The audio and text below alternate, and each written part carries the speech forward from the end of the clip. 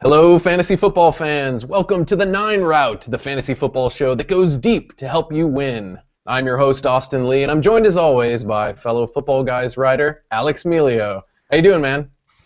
I am bummed out, man. We were so excited to have David Dodds, co-founder of Football Guys, on tonight, and unfortunately, technical difficulties have ruined the evening.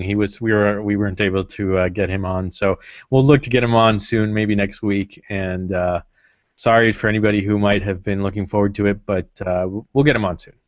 We're still going to answer your Twitter questions. We're still going to give you some advice. We are bummed to not have David on, but we will definitely get him back on here. We were very excited to get a chance to chat with him, and we'll make it work next time. So sorry for the delay tonight if you were hoping to watch this live, all three of you, but we'll make it happen next week. So, Alex. What you don't have faith in our late night audience? Midnight, past midnight on the East Coast. We're huge in Mexico. You're watching Jimmy Fallon right now. Yeah. But we're huge in Baja. Hawaii. Hi, everybody in Hello, Hawaii. Hawaii. Aloha. Yes. So, Alex, the big news this week is bye weeks. It's bye weeks coming at us. So we're going to talk about some of our bye week strategy here with 6 teams on the bye. They're not going to ease us into the bye weeks here. They're just going to knock out 6 teams. Not just any 6 teams either. There's some heavy fantasy football teams that there's some fantasy football teams that are going to be heavily affected by some of these teams being on a bye. For sure. We're going to talk about bye weeks. We're going to talk about some news and some injuries and compare some rankings that we have. And then we're going to get to our daily fantasy sports picks of the week over at FanDuel and DraftKings. So about those bye weeks, we've got 6 teams on the bye: Arizona, Denver, Cincinnati, Cleveland, St. Louis, and Seattle. There's quite a bit of fantasy firepower in some of these offenses, especially Denver, Cincinnati, Arizona, Seattle. Yeah. What do you do to prepare for this? What are you panicking? What do you do, Alex? Well, hopefully, if you have a bunch of players from Denver and Seattle, you're 3-0, and you're not worried about what's going on this week too much. But I know that I think in my leagues where I have Russell Wilson, I'm doing pretty well. So I'm pretty happy with that. And it's one of those things, like, some people really heavily prepare for bye weeks. I'm not one of those people. So hopefully you don't have 4 or 5 starters on a bye, but if you do, there's plenty to find on the waiver wire. Hopefully you've been kind of prepping for this the past couple weeks. And what about you? I don't know if you have any sort of insight. I don't have extra insight. It's just more like I'm always working the wire just in case. I mean, you're preparing for things like this not only for bye weeks but also for injuries. Think about your team long term, and there's a good chance that a few of your guys are going to get hurt or nicked up and not going to be playing anyway, regardless of whether it's a bye or not. So yeah, it's a bummer, but hey, the good news is you get it out of the way early in the season, and like Alex said, if you're desperately missing some of these guys, that's probably because you're doing pretty well so far. So that's the upside.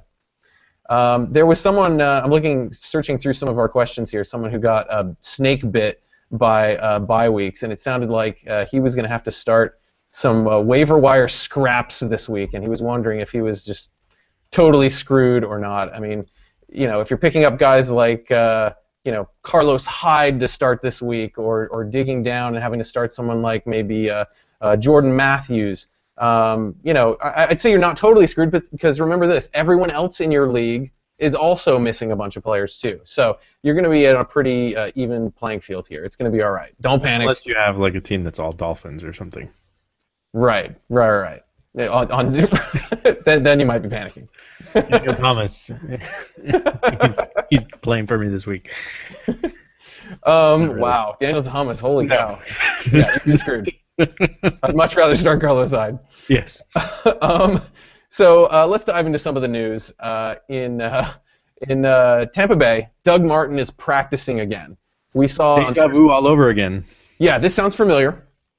We saw on Thursday Night Football, we saw, hey, the Atlanta run defense is terrible. Surely Bobby Rainey is going to have a huge monster game here. And he fumbled the ball away a couple of times. what do you think this backfield looks like, assuming Martin plays this week and there's no sort of like limitations on him health-wise?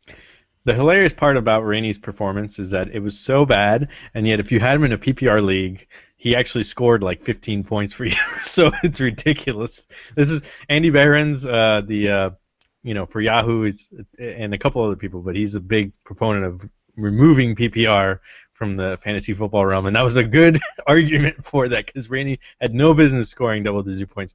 What he did do, I think, with that performance, I mean, it was clear that even when he fumbled away twice and with Lovie Smith going with the punishment tactic, where he takes him off the field, he came back on the field soon enough.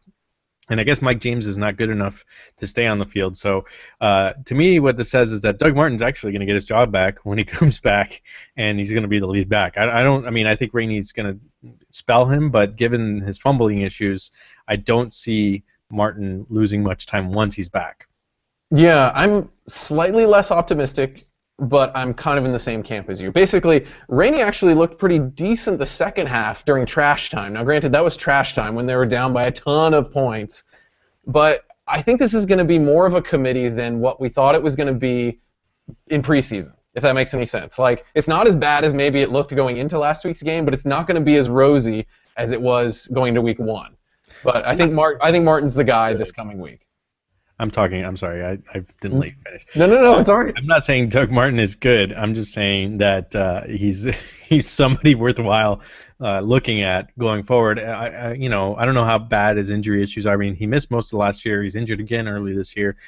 But I think he's worth like checking out as maybe a really buy low candidate. Like, if you get rid of Carlos Hyde or somebody that's a backup for him, Terrence West. Who we've heard a little bit about how they like Isaiah Crowell better. So Martin's a good pickup if you have the bench space, if you don't have super high expectations. So somebody that you might be able to plug in during a bye week and get you a decent score output if he's healthy. Yeah, if you can get him for value outside the top 20 of running backs, I think that's worth it. What about we got some quarterback switches this week, some based on injury, some based on performance. The first one is Blake Bortles is going to get the start here in Jacksonville. How are you feeling about Bortles in his first start coming this week? I think he's got a decent matchup against the San Diego Chargers. The Chargers have been better this season on defense than they were last year. A year ago, you'd have told me this, I would have said, hey, the Chargers have a terrible secondary, start them, but they've been pretty good, so it's not that good. Not that great of a matchup, and they're on the road. So I'm not sure I'm starting him this week. However, I am starting Teddy Bridgewater, the other rookie quarterback who's getting a start this week, because he's going up against Atlanta at home. And I think that it's going to be somewhat of a shootout, although, we thought that maybe a couple weeks ago Minnesota was going to put up some points against New England. They only put up 7. But Bridgewater's better than Matt Castle, and I expect him to have a pretty good week. Yeah, I think that matchup against Atlanta is worth exploiting. I'm a little lower on Bridgewater just because it's his first start, but it is a really tempting matchup there, especially with 6 teams on the bye. I think. You know what, though? Yeah.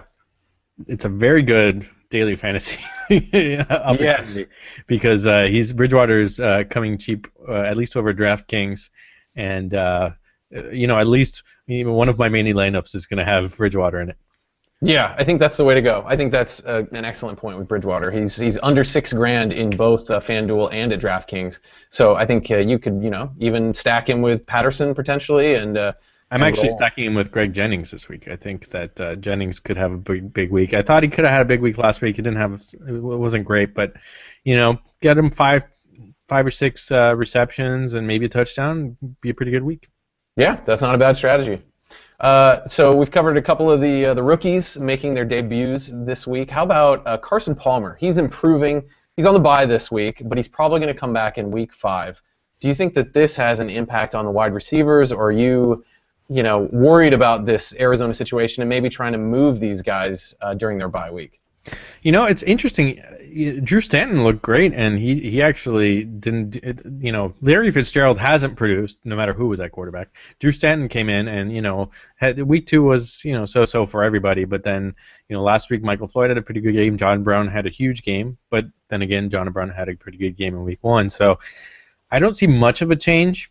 I think if you do own Carson Palmer, it's a good thing that he's coming back because he had that nerve issue. Who knows how long that would have kept him out.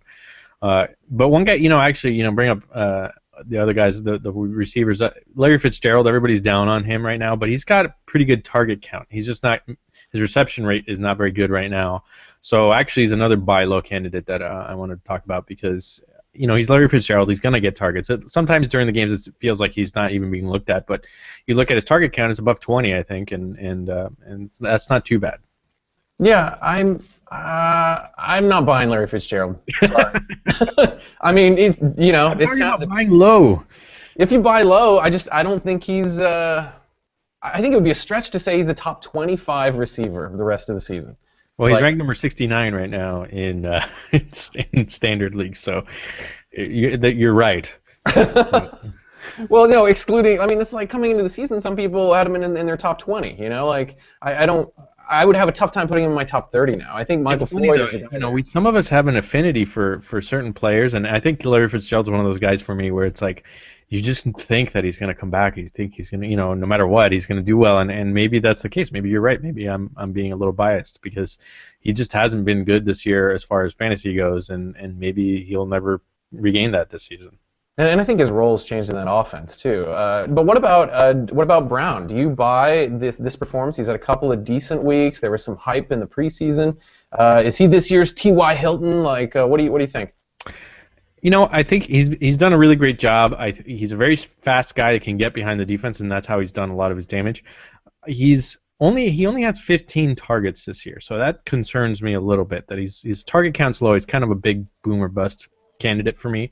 So while I think that he's a guy that you can start in the flex most weeks, I think you've got to be careful with him. Yeah. A couple of quick hit questions thrown in here before we get into a little deeper stuff. Is Owen Daniels worthwhile now that Dennis Pitta is out? I say no. What do you say? There's so many options out there. I think that he's worthwhile if you need a tight end, especially if you have Julius Thomas on a bye this week, for example, and you're choosing between Owen Daniels and Mercedes Lewis and Zach Miller or something like that. But Mercedes Lewis is out. You're not choosing it from him. He's gone. Don't choose him. Never choose him. Anyway, even when he's in. But let's say Scott Chandler. That would maybe be in the same sort of category. Or even maybe like a Heath Miller. I think that maybe Owen Daniels. Yeah. I think he's healthy. He had the big game a couple weeks ago, although that was just kind of a fluke where they were at the goal line. So don't buy into that. But he's going to get targets as a starting tight end. Worthwhile if you need somebody. But if you got a guy like Travis Kelce or Larry Donnell or even Charles Clay, I think that those guys are better options. Yeah, I might even take a gamble on a guy like Jace. Was it Jace Amaro? I just like saying Jace. That's a cool name. I'm going to name my next son Jace. How about, okay, here's another quick one. Bortles or Bridgewater, rest of season? I have to go with Bridgewater. I just think that offense as a whole is better than the Jaguars. The only thing that I would say is that the Jaguars are going to probably be behind most games and throwing the ball a lot. So that's the only, I think, saving grace. But, Teddy Bridgewater ran the ball a decent amount the first game. I don't know if that's going to be a common occurrence. He got 27 yards. And I just like that offense better. Yeah, and the rushing yards puts him over the top. Another quick question. Does the word Jaguar have 2 syllables or 3? Jaguar. Jaguar. Yes, I'm going to go drive my Jaguar. Oh, okay. Well, that clarifies something. I'd always pronounce it with 2, but I think it's 3. No, it's 2. It's Jaguar. Oh, well, maybe if I want to sound snooty, maybe I'm not British. Oh, okay. Maybe we could do an all-British show where the entire show is in horrible British accent. We need to get Ross Miles from PFF on our show, and then we'll do an all-British show. That sounds good. That guy's the man. Yes, he is. Let's see. Josh McCown is out, and we got Glennon coming in. How do you think this affects Tampa Bay? Tampa Bay. They looked so bad against the Falcons, and it filled me with relief. That was quite that was the worst game I have seen in a long time. From one team, I at one point thought it was the worst game a team had ever played in history, and then they scored a couple touchdowns at garbage time. Not that makes it much better, but Glennon. I think the one big thing that I noticed last week is that he had an affinity for Mike Evans, the rookie wide receiver. He threw the ball a few times to Evans, and I didn't think that Evans was targeted a ton before that. So I haven't looked at the actual numbers, but I feel like maybe because they're both, with the second team early on, maybe that gave him a little bit of a rapport where Josh McCown had more of a rapport with guys like Vincent Jackson and Brandon Myers and stuff like that. So I don't know. That's my main takeaway. I don't really love anybody in that offense right now. Yeah, I feel about the same on that. What about San Diego's backfield? Ryan Matthews is out for a little while. Danny Woodhead is done for the year. Donald Brown got something like 30 million touches this week. I think it was 31 carries, maybe 38 total touches. It was ridiculous. What do you see for Donald Brown's value going forward? And is someone else going to sneak in here and steal some of his value? I don't even know who the other running back is right now that's healthy for the Chargers. So it's Oliver. I'm pretty sure I ranked him this week. Sorry, I think it's Oliver. Oliver, I ranked him. That's right, Oliver. Yes. Yeah, so Brandon Oliver. Who knows? Maybe Ronnie Brown will come and he'll be like a fantasy zombie for the third time in his career. But I think that. I think this is great for Donald Brown and his fantasy owners. I think that even when Ryan Matthews comes back, Brown is going to have value. He's going to take, I think, some of Danny Woodhead's role because he's pretty good pass catcher. And, with Matthews coming back, they might be 50-50 while he kind of gets to full strength. So if you picked him up, it was a really good pickup because he's going to get a ton of touches in the next couple weeks at least. And then when Matthews comes back, I still expect him to have startable weeks. Yeah, I think he's in for a big week this week. I put him in my top 10 this week, which, ordinarily Donald Brown, Peyton Manning's Damn It Donald in the top 10. Oh, man. It kind of makes me feel a little dirty. Yeah. And, of course, Fantasy Zombie is a tip of the hat to our friends over at ESPN and the 06010 podcast with Matthew Berry. Absolutely. Who is a good friend. Yeah, no. We love those guys over there. We don't want to steal any bits from them. I've heard controversy where there's been accuses of shows stealing bits from the 06010. That's not what we're about here. We're good friends with them. They're awesome. Let's talk about the Carolina backfield also having a bunch of injuries. Jonathan Stewart is battling a knee injury. Tolbert has a minor fracture of some sort. And DeAngelo Williams, who missed last week's game, is practicing again. Is this a big week for D-Will? You got him high in your rankings?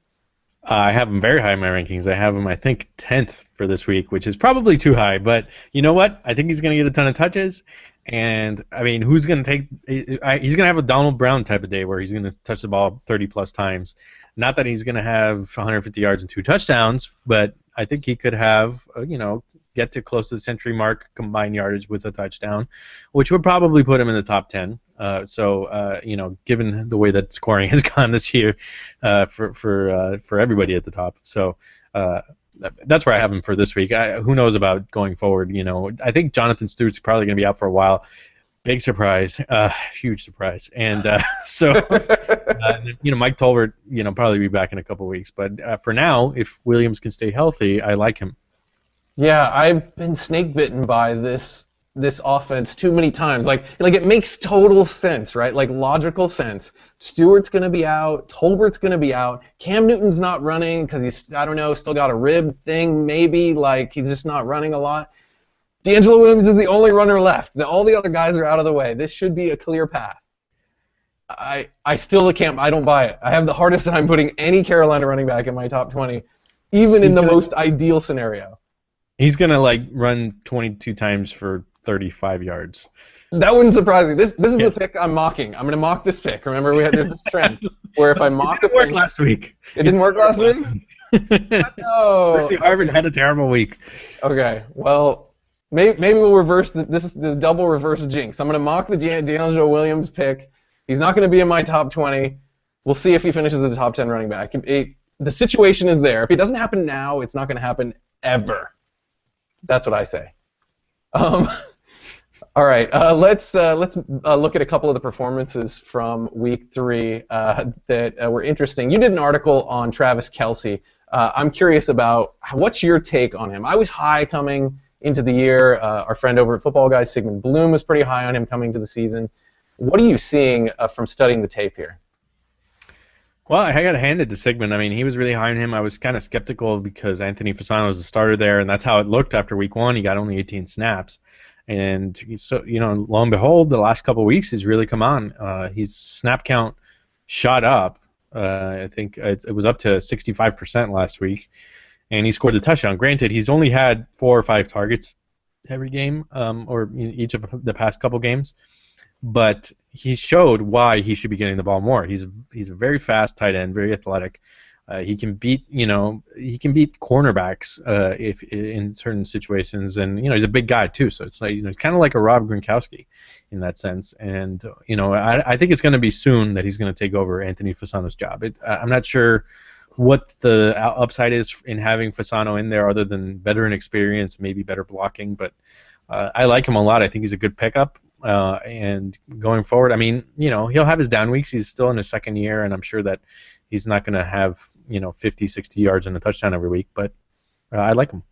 Yeah, I think he's going to be in my top 15 at tight end just about every week until sort of proven otherwise. I'm not getting crazy and putting him in my top 8, but he's going to kind of be in that 10 to 15 range for me, kind of at the back end of the guys that I feel good about in my tight end rankings, a guy that I could start. Now, someone asked, the TKC on Twitter asked, are you feeling confident enough in Kelsey that you could potentially deal Jimmy Graham to somebody if you got a haul for Jimmy Graham?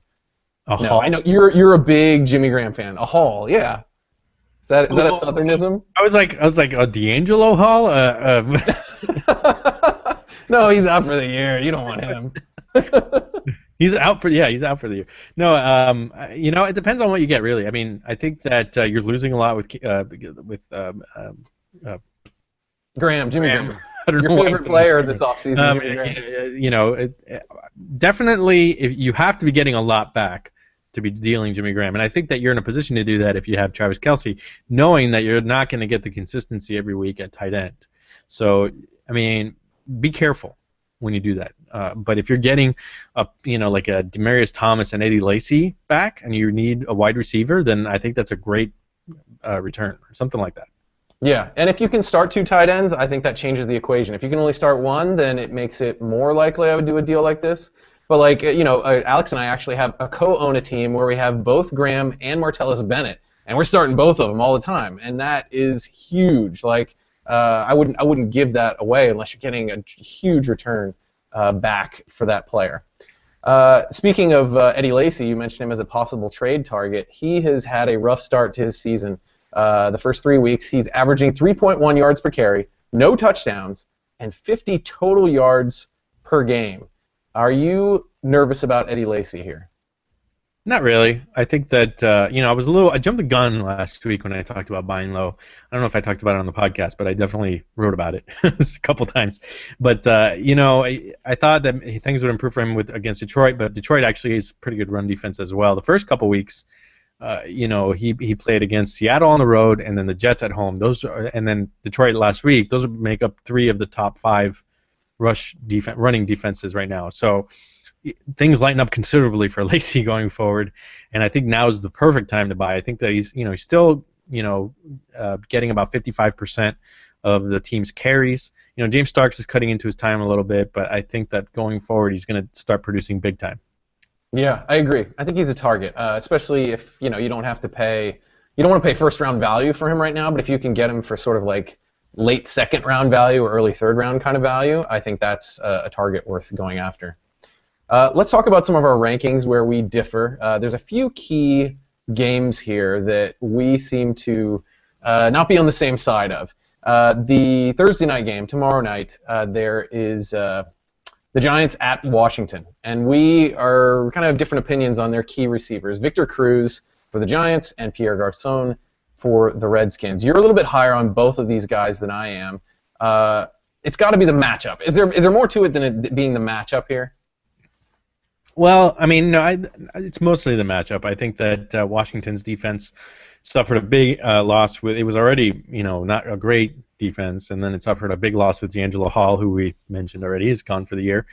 And I think that's to Victor Cruz's advantage, among other people in that offense. And Cruz broke out last week, finally scoring his first touchdown in pretty much a calendar year. Uh, and I thought he was gonna come out of it because he was getting a lot of targets. Not that that's always indicative of a breakout, but Eli Manning has improved. It's like he took some elixir, ate a senzu bean or something. All of a sudden, he's good again. I don't know. Wait, what did he eat? A what bean? I haven't heard of that. A what bean? I'm sorry, that's a Dragon Ball Z reference. Whoa, you're digging deep tonight. That was not even a correct usage of the senzu bean. Anyway, so nice. But Eli Manning's completing 70% of his passes over the past 2 weeks. That's pretty good, and I think that and they're going to his own team mostly. Yeah, exactly. If we included interceptions, he'd be completing 80% of his passes. So no, but that benefits Cruz as well, and I think that this week he's gonna prove that last week wasn't a 1 week thing. Yeah, I'm a little gun shy with Cruz. I think my current ranking of Garcon's a little bit low. I've got him, down around wide receiver 20. I need to bump him up a little bit. He probably won't get into my top 10, but I like Garcon more than Cruz. I kind of like what I saw out of Kirk Cousins, and this could be a shootout. Neither of these defenses are very good, so I don't think it's a bad call to try to gamble on Cruz in this situation. What about the Giants could win 35-0 on 3 special teams touchdowns and hose everybody in fantasy football? No, that's not going to happen. Because Thursday Night Football is all about being awful. Yeah, that's true. That is true. Thursday Night Football. I need to look at the stats. Thursday Night Football feels like it's usually a downer of a fantasy day, unless you're the Atlanta Falcons players last week. Right. It's always a downer of a game, no matter what. It's like for the past year and a half, that just has not been good football. I don't know what it is, the short prep or whatever, but it's just been, for the most part, difficult to watch. It ends tomorrow night. Tomorrow night is going to be a heck of a game. The best game Giants, ever did Washington. See. Yeah. The best teams. Divisional rivals. Actually, the NFC East, 3 weeks ago, this would have been like, oh, God, what a horrible matchup. But actually, the NFC East has looked pretty good the past couple weeks anyway. Yeah. They've at least been fun to watch. Speaking of the NFC East, the game against the Eagles, we've got the Niners up against the Eagles this week. And we've got a couple players on the Niners that we are disagreeing on. You seem to be really high on Kaepernick and Gore in this game. Philly's defense is terrible. What do you? But these guys haven't really. Yeah, I mean, it is terrible, but like, I've seen nothing out of Gore, especially. Like, I just don't see anything out of Gore. He hasn't been getting the carries. He hasn't looked good when he's gotten the carries. Like, how could you think that Gore is a top 15 running back in this matchup even? What are you talking about? He hasn't looked good. He looks great when he gets the ball. The problem is he doesn't get the ball. I don't know what it is with the 49ers not giving the ball. I mean, maybe they're trying to keep him fresh. And Carlos Hyde has vultured a couple of touchdowns. Gore had that run in week 2 where it was like a 40-yard touchdown that was amazing, and they called it back on a really, really flimsy holding call. That's why I forgot about it. It got called back. Totally forgot about it. Poof, disappeared. No, I mean, he looks good. He's just, he's kind of the first week 1 he had bad luck with the game flow. Week 2 he had the touchdown. He had a pretty good game last week. I actually didn't watch the game closely, so I don't know exactly what happened, but I think he'll be fine. I think the Philadelphia Eagles defense is not very good. I think it's going to be a high-scoring game, and I think Gore's going to be part of it. Yeah, and it looks like you got Kaepernick at QB6. I've got him at QB11. I don't know. He's startable if he's your guy, but he's going to run a lot. I mean, he is running a lot. I think he ran for like 67 yards last week. So I think that's a big reason I have him so high. Yeah. All right. Well, against the Eagles, upside's there. Speaking of other terrible defenses, the Jacksonville Jaguars, they've allowed like 1,000 passing yards on the season so far through 3 games. That's 333 passing yards per game, if my math is correct. Is that bad? It's bad. It's real bad. The next, no other team has allowed over 300 passing yards per game, and they're at 333. It's ugly. So We're looking at Keenan Allen and Ladarius Green as rankings differences. It seems like you're higher on Keenan Allen. I'm higher on Ladarius Green. Tell me about Allen. Is he finally going to get his act together in this game and get some fantasy points for his owners?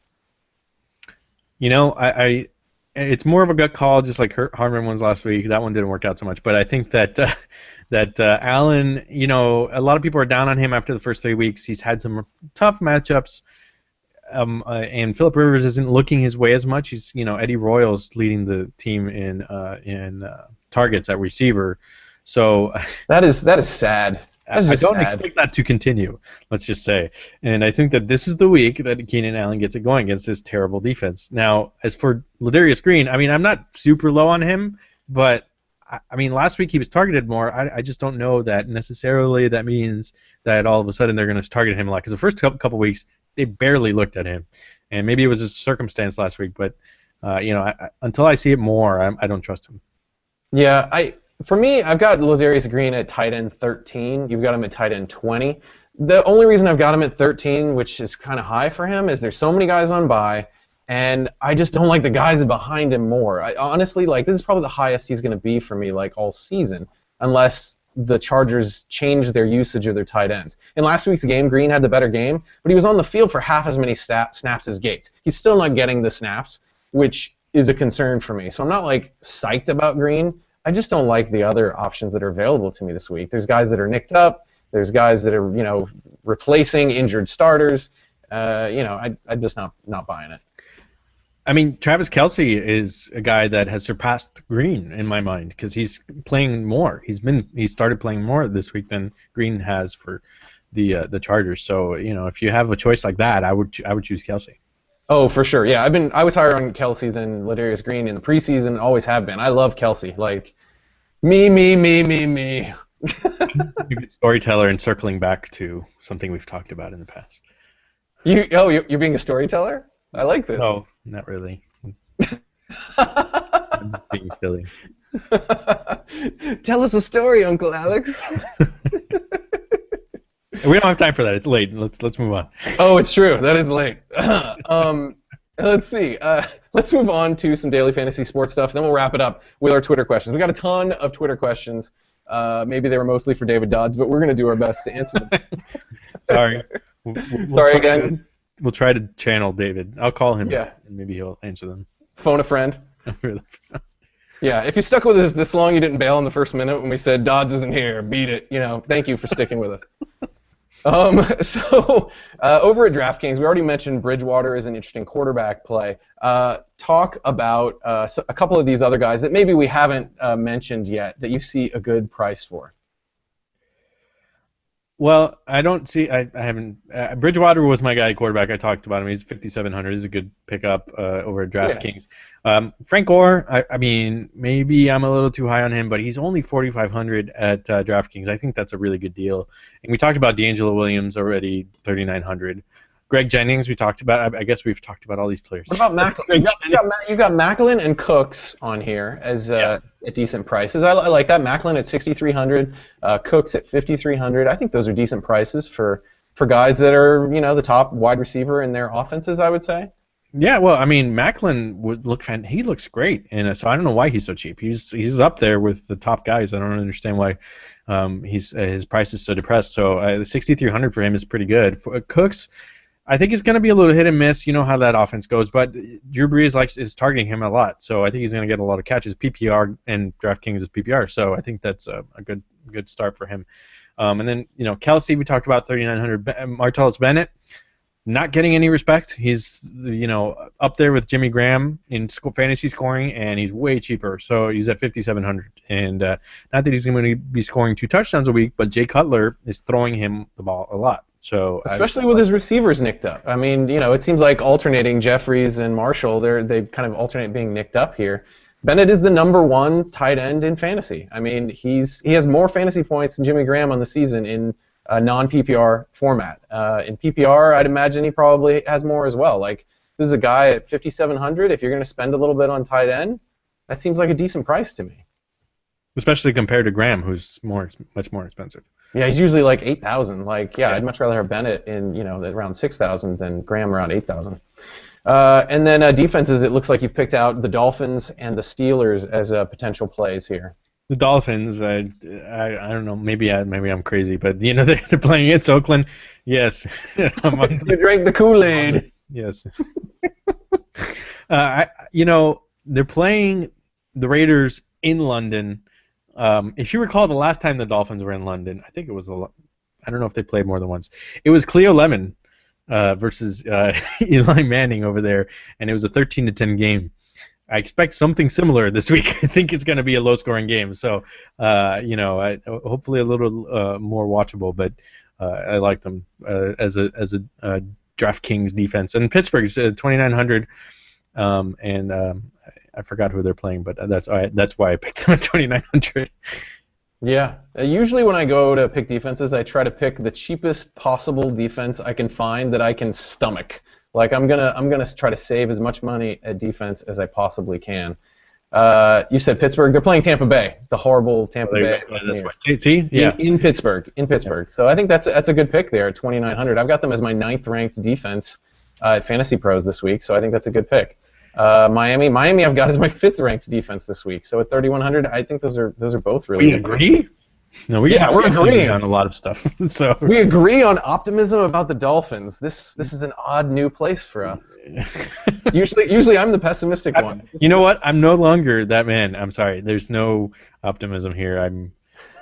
This week has been. I don't even want to talk about it. It's not even for this podcast. It's just right. Things are talk offline over there. We'll talk offline about our beloved Dolphins. Now at FanDuel, it's a half PPR setup. There's no flex, and there's a kicker. Who do you like over at FanDuel? We already talked about guys Nick like Folk. Bridgewater. What's that? Nick Folk. No, I don't know. Mock. I don't even know how much he costs. I didn't look at kickers. Doesn't matter. Keenan Allen, we talked about him earlier. He's 6,700. It's a pretty good price for a guy who I think is going to be top 5 this week. And Steve Smith is 6,100. He's been getting a lot of targets. And it's Steve Smith Revenge Week in Baltimore as Carolina comes in town. So, we saw what Deshaun Jackson did to the Eagles last week. I think Steve Smith might be a little more motivated to try to stick it to the Panthers. So and he's only 6,100. Sticking with receivers, Torrey Smith, maybe I don't know. Never mind. Forget it. Torrey Smith's not a good pick. If you can't see me, I'm just shaking my head. Yeah. I was really high on Torrey Smith this preseason. That's one of the worst calls I had this preseason. Torrey Smith, I'm kind of giving up there. I do like your call here of Kerry Robinson, though. I mean, only 4,900. I think he's got a lot of upside this week, and I think that's a nice play at only 4,900 at running back. Yeah. I mean, at 4,900 is really cheap for a guy who's going to be splitting time with Pierre Thomas. I think that last week I was a little down on Robinson because I thought Thomas was going to get more play, and Thomas got the early touchdown, which saved his fantasy day basically. And Robinson got a lot of touches. He just didn't have a big fantasy day this week. I think he could break one. Yeah, and I think they're playing at Dallas, and while Dallas has looked a little better than we thought on defense, I still don't buy that they're a strong defense. I think that this could fare well for the New Orleans Saints over there, even though they've been in a little bit of a funk. Let's get to our Twitter questions to wrap things up here. We got about 10 questions, so thank you to the listeners for sending in your questions using that hashtag 9 route, the digit 9 spelled out route. Keep sending those in before our Wednesday night podcast.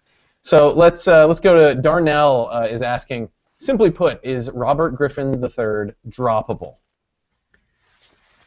Oh, I think so. I mean, he's going to be gone for at least another month probably, and Kirk Cousins looks good, and if you don't have room on your roster, you absolutely should drop him. I don't think anybody's going to pick him up in the next couple weeks. So, and there's a decent chance anyway that Griffin doesn't get his job back if Cousins keeps playing this way. So, yeah, drop him.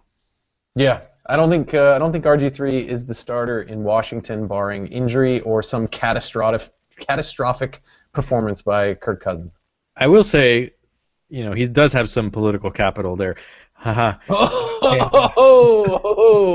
And, You met our quota of one really bad pun per show. that was two bad puns in one. And that was just like a Wrapped double. up into one. Yeah. So anyway, Well he's played, buddy with sir. Dan Snyder. Thank you. So he's buddy with Dan Snyder, which could help him when he comes back, kind of regain the job.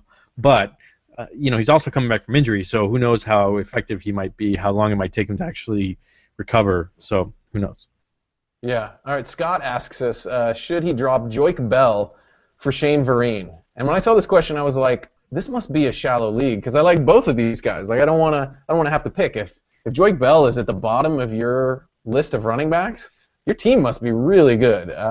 In this case, what would you do? Would you keep Joik Bell or Shane Vereen? I think I have my thoughts on it, but what do you think? I think it depends on what the scoring format is. If it's a PPR league, I think Shane Vereen is worth it. But I mean, I don't think it's not that cut and dry. I think that Bell does have some PPR value as well. He will catch some passes, and I think last week was a bad week, but the week before he had a huge week. So I'm on the fence. If it's a standard league, I would definitely keep Bell. But I think that if it's a PPR league, I might go grab Vereen. He's a little frustrating right now, but I think Vereen's worthwhile. Yep, I agree completely. On Twitter, It's the Shoes asks us, start two of these guys this week, Matt Asiata, Victor Cruz, and Donald Brown. I'm going to say Asiata and Cruz, although you could probably say Brown and Cruz because I think they're both pretty comparable in value. I think that the only reason I would say Asiata over Brown is that they're playing the Falcons. But, last week we saw that Rainey didn't have as big of a game as everybody expected. So, it'll be interesting to see how he does. Yeah, you know my feelings on Cruz. He's the guy of this bunch I would actually sit. I would start the running backs here. San Diego's got a good matchup against Jacksonville, so I don't know that, the Asiata, against the Falcons matchup is going to sway me enough there. But yeah, it's all good options. I think Cruz is the one that's most likely to let you down there, so that's the guy I would sit. Skylar asks, general thoughts on trading and the best processes for trading in leagues. This is a very big question. What do you have any words of wisdom on trading here? It's a very you know what? Austin wrote a very good article or series of articles on trading back when we were with PFF, and they're worth reading. Going back and reading them if we can access them. Well, that's my thought. It's like, go and read those. Those are very in-depth articles that you can look at for insight. But, something, on a fortune cookie, take advantage of your opponent. It's like, last week, I hate to do this to you if you're listening in my league. It's in the Friends League, I traded Austin, the Friends League that Austin is no longer a part of right now. And I traded away Matt Asiata and Reggie Wayne for Demaryius Thomas, which he needed a running back because Adrian Peterson. What? What? You got Demaryius Thomas in that deal? Yeah.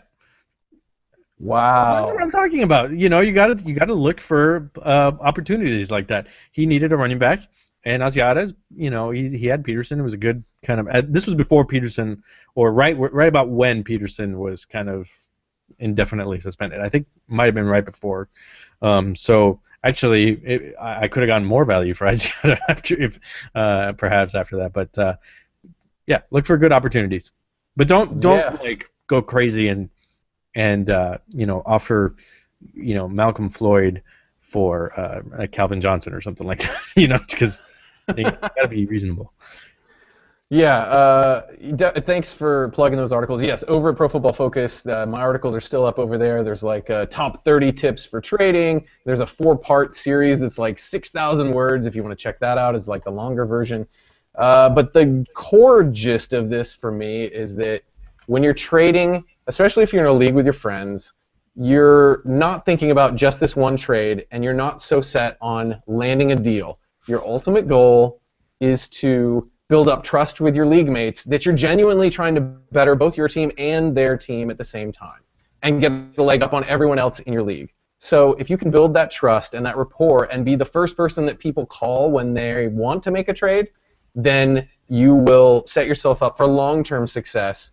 And then you don't have to worry about just like this one deal that you're trying to perfectly craft. Like, it's about your reputation.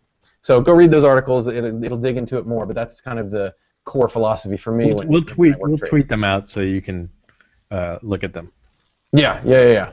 And then specifically, Skylar asks, would you trade Monte Ball away for Andre Ellington in PPR?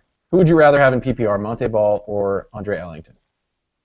I think right now I'd rather have Ellington. Neither of them has been particularly good in the fantasy world right now, or through the first 3 weeks rather. Ball, I like him. I think he's going to turn things around. He's going to have a lot of opportunity to score fantasy points. As much as C.J. Anderson looks like he's in there a lot, he's actually not. Ball has something like 69% of the carries in that backfield, and he had a really tough matchup last week, which is why a lot of people are panicking. I think he'll turn things around. He's got the bye this week, so we'll see how he does after he comes back. But Ellington, I think he's a more well-rounded guy. I think he's more dynamic. I think that when he has he also has his bye this week, so he's got time to rest up that foot, which I think has been giving him issues. So he's a guy that can score from anywhere on the field, and I'd rather have that guy. Yeah, here's my guarantee about these two guys. They will score exactly the same number of fantasy points in Week 4. That is... Take it to the bank. I don't know about that, but I trust you. 0, because they're both on bye. I like Ball slightly more. I know what you're saying about Ellington. He's probably going to catch more passes, too, in the PPR setup, but I trust Ball in that offense. I want that piece of that offense. I don't see CJ or Ronnie catching up to him in this running back backfield. I think the job's his. He just got to turn around his usage a little bit after the bye. Lucas is asking, should he drop a handcuff like Niall Davis or Terrence West to get a guy like Ben Tate or Bernard Pierce? Yes. What do you say?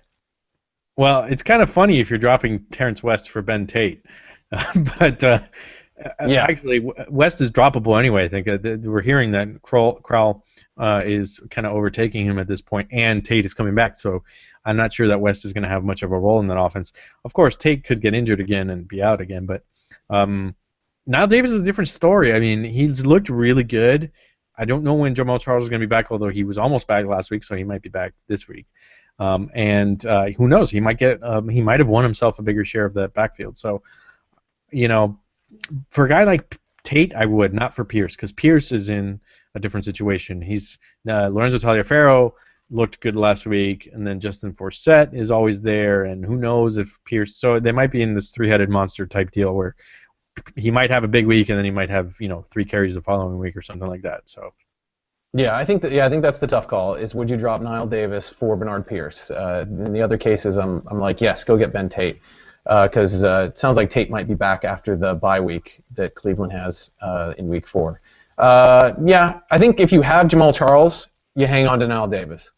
If you don't have Jamal Charles and you need someone to start now, I think you could go get Pierce. If you could wait and hold on to Davis's upside, keep Davis, because I don't think Pierce is. Even if he's like the quote-unquote the starter, I don't know that you're going to feel comfortable with starting him as much more than a flex the rest of the season. So he's just kind of like mediocre fill-in for bye weeks and things. I would only do that if you just need a guy now. Lucas also asks, should he stash Josh Gordon?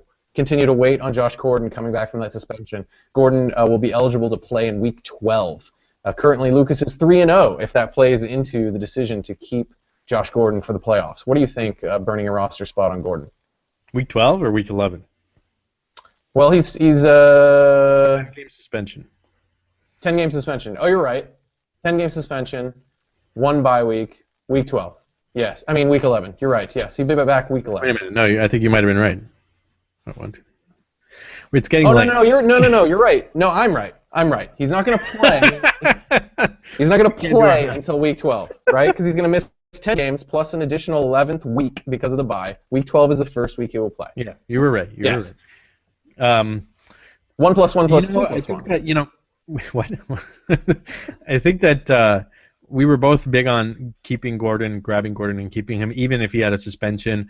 I thought it was worth it then. I still think it's worth it. However, if you need the roster spot for somebody now, you need to drop him, because if you don't make the playoffs and you're host, that's basically the week before the fantasy playoffs, week 12, and you don't know what you're going to get. And if you're, I saw somebody tweet today that if you're in the playoffs, you don't need Gordon. It's not necessarily true, but it brings up a good point. If you have a good team, you might not need Gordon to start.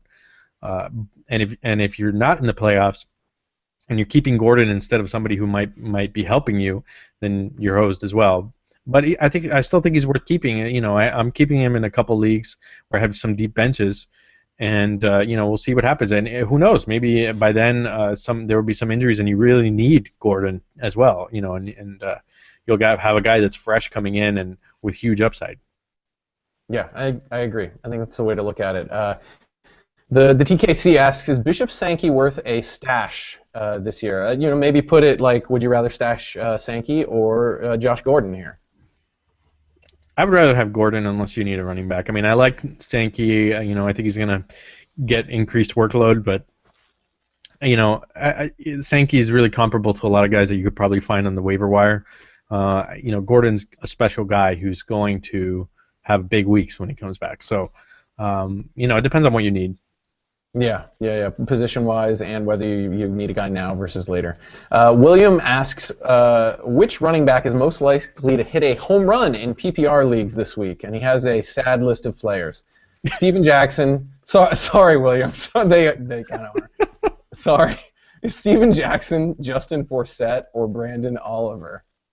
I mean, it's got to be Steven Jackson. He's the only guy that's starting, so I think exactly. That's a big deal for that sort of question. I think Brandon Oliver. I have no idea what we're going to get out of him. Maybe Donald Brown was overworked last week, and Brandon Oliver gets 20 touches, and then Justin Forsett. We talked about how that backfield with Taliaferro and Pierce is going to be a mess. So I think that Jackson. I mean, that's also a muddled backfield, but he's the starter, and he's going to get the goal line carries. So go with him.